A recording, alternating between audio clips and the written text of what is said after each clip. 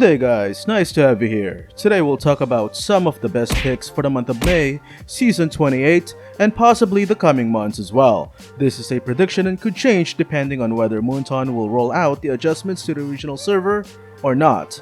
Usually, they do.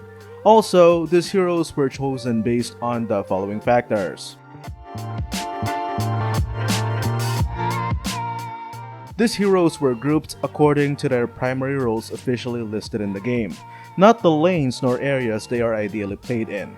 And also, they are not sorted according to how good or bad they are since a lot of them are equally effective. And finally, we'll also share some recommendations for each hero that will certainly help you gain more wins. If you want more content like this, be sure to leave a like, share, and if you haven't yet, subscribe to the channel. Minotaur received a buff on the advanced server which will be released soon. The buff allows him to activate his ultimate without the need of gaining rage. This, my friends, is literally groundbreaking since it will be less predictable when his ultimate will be activated. And it being one of the skills with the widest range in the game, plus its compatibility with Flicker, will definitely be challenging for a lot of heroes to go up against. Besides Minotaur's crazy control skills, he doesn't really have anything else to offer. So heroes with cleansing abilities or control immunity can be challenging to play against when you are playing as Minotaur. Avoid heroes like Hanabi, 1-1, and Joy. Edith is a very powerful tank carry capable of not just knocking enemies airborne but also dealing tremendous damage without buying a single damage item. I strongly believe Inspire is the best battle spell for her in order to deal as much damage as possible while her ultimate form is active. Before using her ultimate form though, use her skills first to set enemies up with their airborne control skills, just to maximize her effect. Then finish them off, or the rest of the enemies using her ultimate form by dishing out ridiculous amounts of damage. I highly suggest keeping her physical and magic defense high since that's what fuels her ultimate's damage output. Edith has a low base defense though, so her early game resilience is quite mediocre. In fact, some fighters have higher base defense than Edith.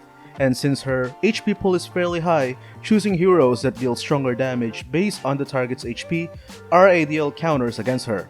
Another weakness Edith has are her skills itself. All of them are ground targeted, which means they are all easily avoidable by heroes with good mobility. It might be a good idea to avoid heroes like Kairi, Diroth, and Martis. Glue is a very resilient hero that is excellent in chasing down and slowing enemies thanks to his ultimate. It also allows him to pick the enemy's core hero or carry, which can give the team a huge advantage once they are taken down. A portion of the damage Glue receives while mounted on an enemy hero is applied to them. Be careful though since turret damage won't be dealt on his host.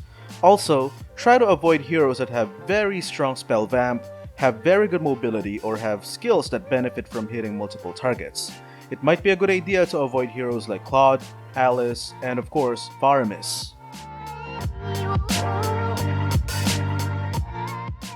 Beatrix is a very effective and well-rounded hero because of her skill set that allows her to change her weapons and switch basic attack types, range, and area of effect. Unlike most marksmen, she is also not as heavily impacted by Dominance Ice, which is a good thing for her considering how that item can make a fool out of many other marksmen that rely on their basic attacks.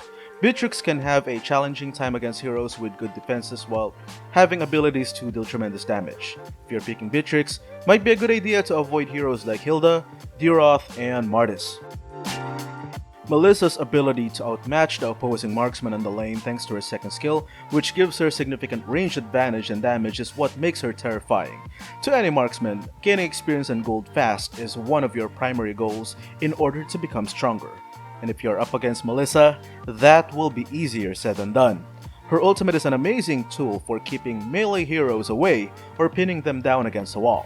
This ultimate of hers has a limited range though, so heroes who can hit her while her ultimate is active are bad news for Melissa. You might want to avoid heroes like Xborg, Eve, and Farsa. 1-1 may be one of the weakest marksmen in the early game, but she can be problematic as soon as she gains enough experience and at least 2 of her damage items. She also has a cleansing ability which can make it challenging for other heroes to pin her down. To make matters worse for other heroes, her ultimate if successfully activated, renders her untouchable. The problem with her is she has very underwhelming base damage. This makes heroes capable of outdamaging her before she gets a chance of maneuvering to activate her ultimate a vital choice. If you're picking 1-1, you might want to avoid heroes like Farsa, Valir, and Leslie. Arlott is a very powerful fighter carry thanks to his passive that allows his second skill to dash towards one enemy to another while dealing tremendous damage and simultaneously regenerating some of his HP. He can be a very good hero in clutch situations since his second skill cannot be interrupted during its movement, which gives him a bit of partial immunity. Arlott's damage output is also good enough without too many damage items. 2 to 3 should be enough, and since he can regenerate HP using some of his skills, buying Bloodlust Axe is no longer a necessity, and you can instead focus on items with greater damage output or defenses. The problem with Arlott is when he is fighting heroes with better HP sustain. Basically, heroes that become more powerful the longer the battle drags, or heroes that benefit from his dash skill. You might want to avoid heroes like Yuzhong, Phoveus, and Mincetar. Badang is a tremendous help in teamfights because of his knockback and stun effects. He also makes it incredibly hard for a lot of heroes to go about their business because of the wall he can summon to the battlefield. A lot of heroes also are starting to perform bad because of certain item changes such as Sea Halberd, which now not just reduces regeneration effects, it also deals higher damage to enemies with higher extra HP. And of course, Twilight Armor, which now reduces burst damage to a much lower and significant value. And since Badang is built and deals damage differently, he's not impacted as much as the other heroes. The only problem with Badang is he relies too much on his control skills, so once that's taken away from him, his significance dramatically drops. You might want to avoid heroes like 1-1, Valir, and Diggy. Mincetar is still enjoying his stay in the meta as one of the best in the game. Right now, he is ideally played as a jungler and built with mostly damage items to take advantage of his improved skill damage mechanics. The problem with Mincetar is he relies too much on good positioning. A perfect example is his second skill, which prevents him from turning left and right whenever it is active. This makes it difficult for him to go against heroes that can displace him away from his intended target, or against heroes that can easily run away from his ultimate's range, or worse, heroes that are capable of defeating him face to face even while inside his ultimate. You might want to avoid heroes like Akai, Diggy, and Argus. The only thing stopping Valentina from performing better are the players themselves who fail to copy the most ideal ultimates for the current situation they are in. Basically, it's a skill issue. But in the hands of someone capable, she can be one of the most troublesome heroes that can literally use her enemy's strengths against them by copying their own ultimates. The only problem with Valentina is she does not benefit so much from other heroes' ultimates, so picking such heroes with ultimates that will not benefit her greatly is a good way of countering Valentina. You might want to avoid heroes like Valir, Gushan, and Popol and Koopa. Eve is a very good hero in teamfights because of her tremendous range and outstanding damage output, especially now that Mincetar's new skill set works so well with hers. She can really be a very useful ally and has the potential to shut down most lineups. Also, Eve is immune to most control effects while channeling her ultimate, except for suppression of course. The problem with Eve is her lack of blink or dash skills, and the bane of all mages, their squishiness. You might want to avoid heroes like Kaja, Franco, and Farsa if you are thinking of picking Eve. Savior is a very powerful glass cannon not only because of his damage output, but also his range and control abilities. Be careful when playing him since he is extremely squishy. Try best to also remain hidden in the map and only come out when absolutely necessary, such as to get minion last hits or to join teamfights. In order to maximize his full potential, above average map awareness is the key. Since his skills are all ground targeted, it might be a good idea to avoid heroes who can easily dodge his skills, such as Lancelot, Benedetta, and Fanny.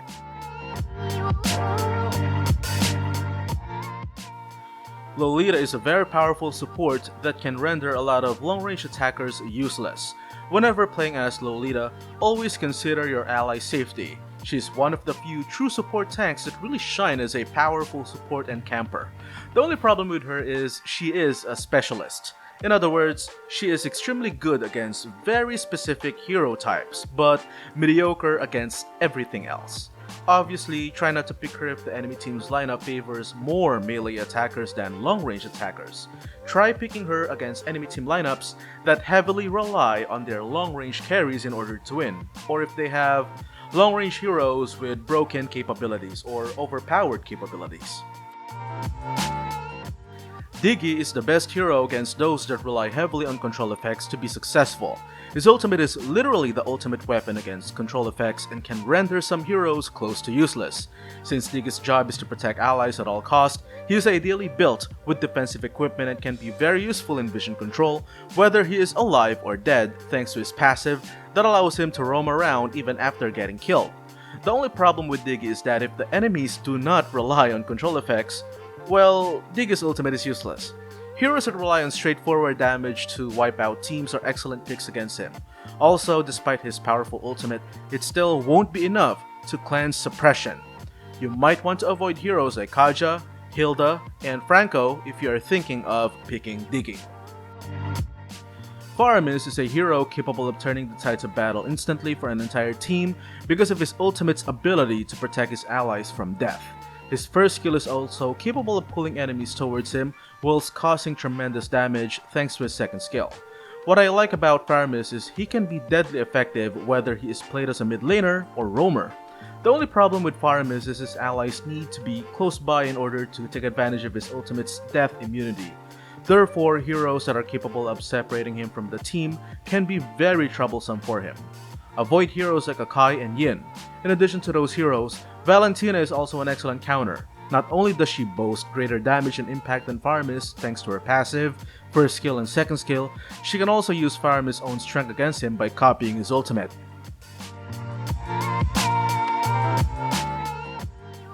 Joy is a very nimble, resilient, and agile assassin capable of running across the battlefield with ease while dealing damage on multiple enemies. To make matters worse, she even has crowd control immunity, which makes pinning her down pretty challenging for most heroes.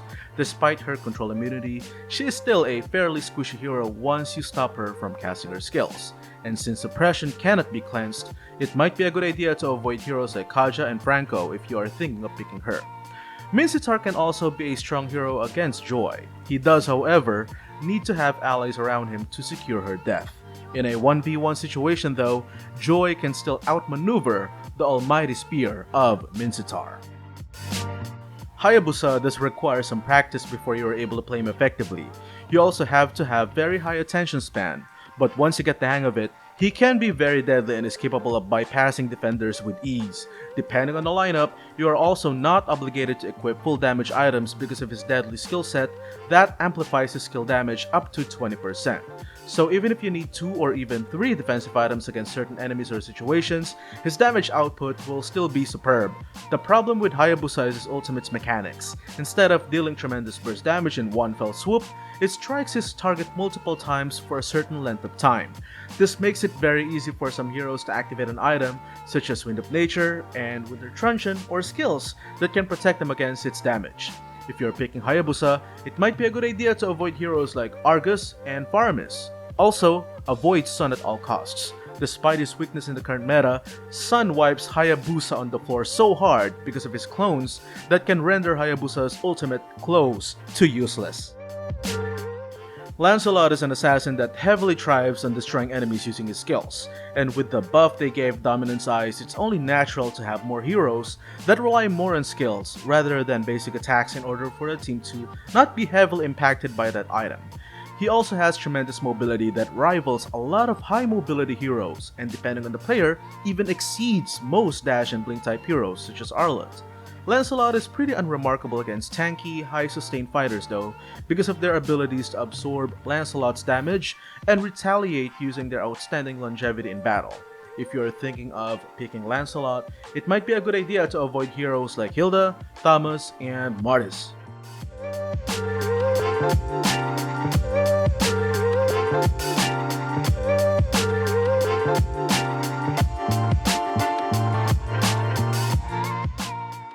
There you go, those are the heroes that I think will leave a mark in the month of May, Season 28. What do you think? If you were to replace some of the heroes here, who would it be and who would you replace it with? Leave your thoughts in the comment section below, and if you haven't yet, don't forget to hit like, share, and subscribe to the channel. Stay safe, everyone. Peace.